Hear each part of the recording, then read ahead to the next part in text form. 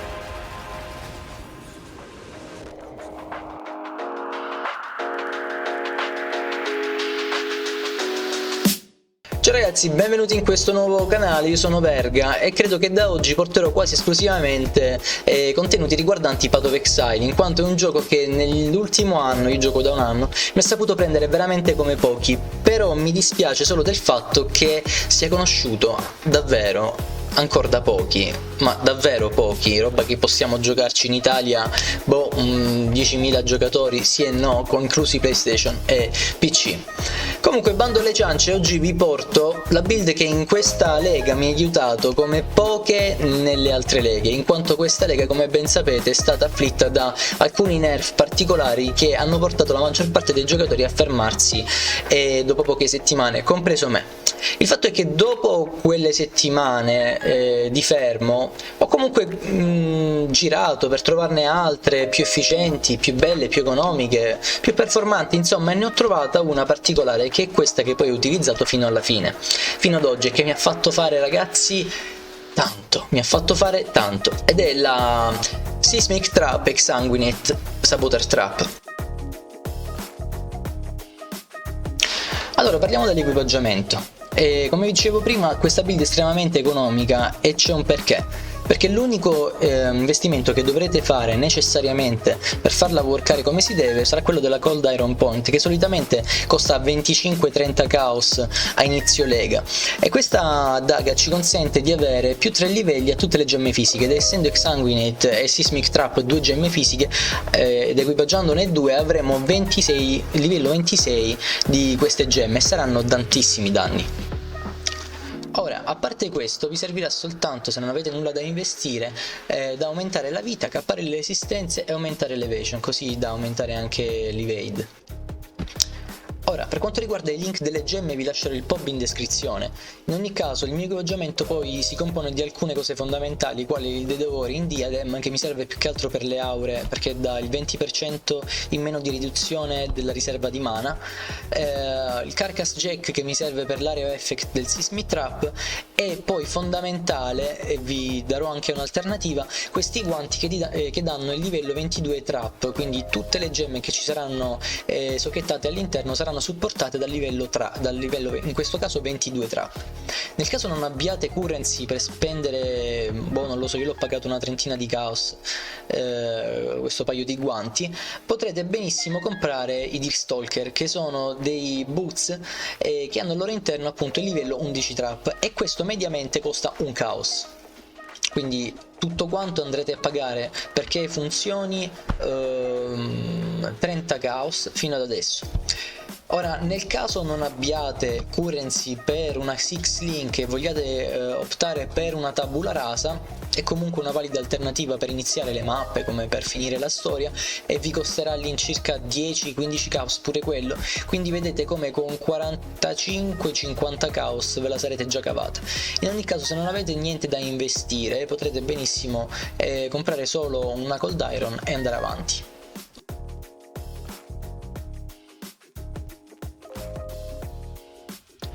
Ok, adesso passiamo allo skill tree e all'ascendancy.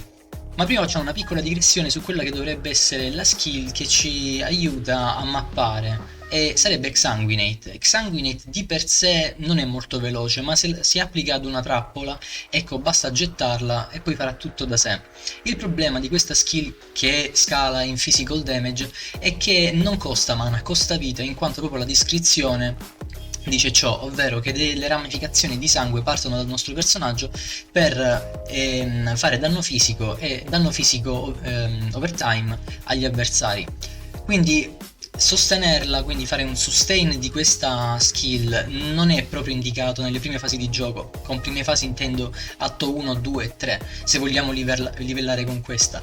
Ma una volta raggiunto l'atto 4, quindi raggiunto il livello 35, non mi ricordo, sì, mi sa il primo lab si sblocca al 35, beh, potremmo andare nel primo lab e sbloccare questa ascendancy che si chiama Pyromaniac, che praticamente ci permette di rigenerare il 2% di salute per ogni trappola detonata recentemente. Con recentemente lui si riferisce agli ultimi 4 secondi, e per un massimo del 10% al secondo. In questo modo noi saremo praticamente sempre carichi di vita, quindi potremmo benissimo sostenere una mappa anche senza utilizzare nessuna flask della vita, e in più potremmo lanciare trappole di Exsanguinate a manetta senza mai avere problemi di sustain di mana o di vita. Per quanto riguarda le passive del restante albero delle abilità, adesso sono arrivato a un livello mid budget, diremo noi, perché si può aumentare ancora di più, ma sinceramente mi sono trovato bene così, quindi mi sono fermato. Però una volta che voi arriverete al livello 80 o giù di quella decina, avrete il bisogno di comprare dei cluster giù alla base physical damage, che in questa lega, devo dire, sono costati l'ira di Dio. Per cui io Ironbreaker, Master dei Fundamentals e forse Multiplier l'ho pagato 3 Exalted e mezzo, poi questi medium li ho pagati anche un Exalted, l'uno, no bugia, questo no, però insomma quello è il costo, è stato il costo in questa lega. E vi saranno necessari, perché così andrete ad aggiungere una cosa come il 20% in più di DPS globali alla build, e non sono male, anzi. Detto ciò, sì, c'è anche un trade-off large ring che ci permette di allocare alcune passive, notable passive se non sbaglio si dice, senza collegarle all'albero principale. E quindi noi collegheremo tutte queste che io ho evidenziato, che sono evidenziate nel mio albero delle abilità, senza collegarci all'albero che ci ha fatto livellare, che poi era questa cosa qui che vi sto mostrando, e poi di qui e qui, e poi qui c'erano altri 5 punti. In questo modo abbiamo praticamente salvato una quindicina di punti passivi. E questo fondamentalmente è l'albero delle abilità. Ah sì, ho messo anche un Inspired Learning, che sarebbe la versione molto più semplificata delle Hunter. Mi è costato questo 80 caos, ma in ogni caso anche questo non è necessario, anzi su questa build non si sposa proprio per niente, però era la prima volta che lo provavo e quindi mi va bene così. E quindi per l'albero delle abilità abbiamo finito.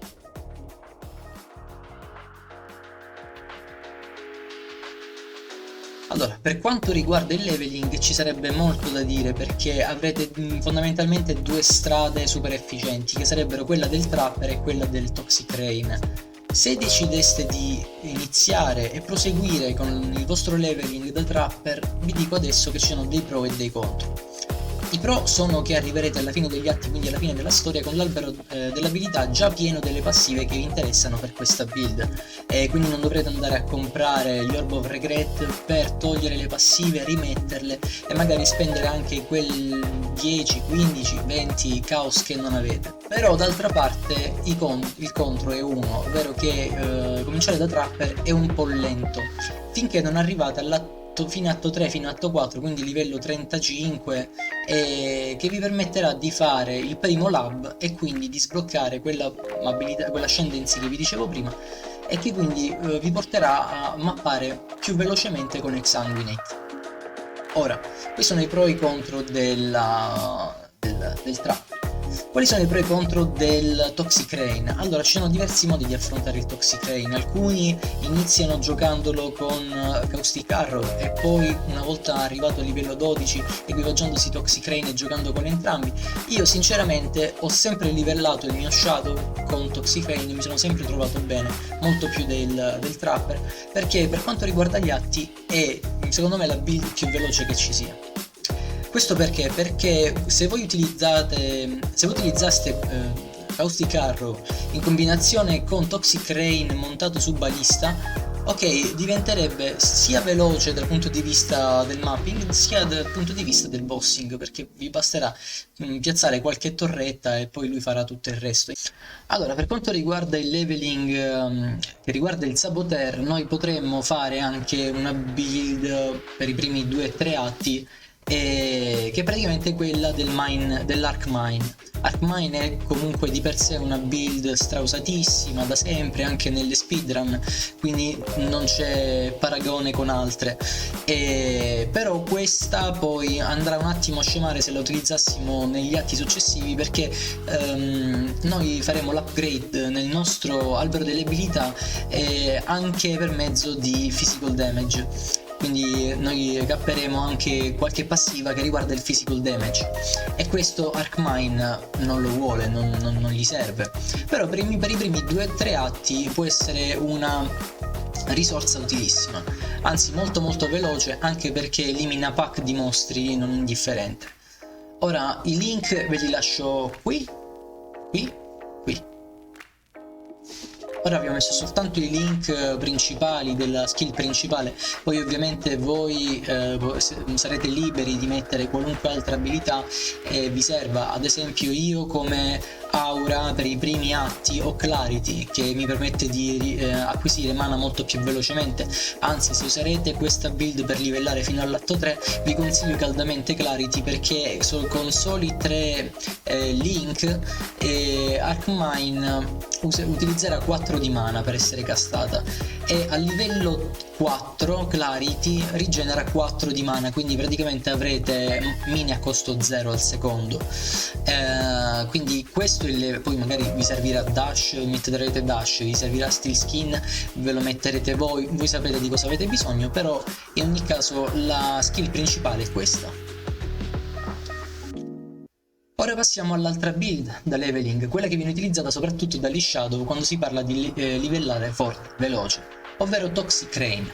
Toxic Rain è un'abilità un po' particolare perché scaglia in aria una freccia che a terra fa danni fisici, e poi rilascia delle spore per terra che esplodono e fanno danni caos, quindi scala soprattutto danni caos.